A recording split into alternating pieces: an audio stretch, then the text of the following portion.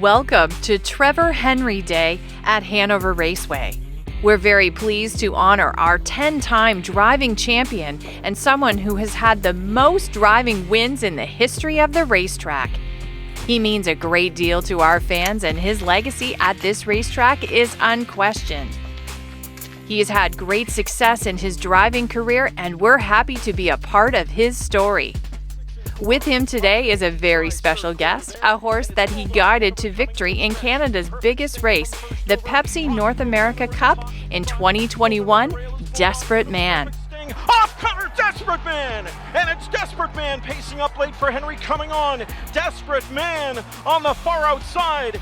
Desperate Man, there's no desperation in those strides. He's a Pepsi North America Cup winner, and he scores in 1:49.3.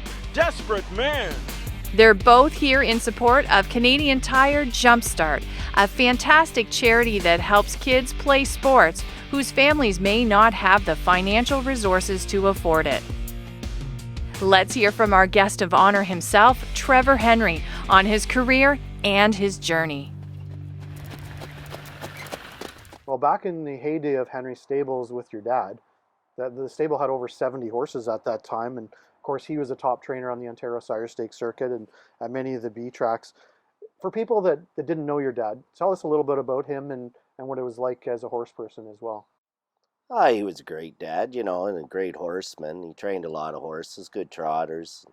We had a lot of, back in that time, there was a lot of Orbel GGs, and they were good gaited horses. And my dad owned the stud with another guy, and we raced a lot of them and trained just mostly trotters. And that was how I got my start in the Sire Stakes, was because, he had the horses, and I went along with them and drove them when I got started when I was 18, and that more or less got me started.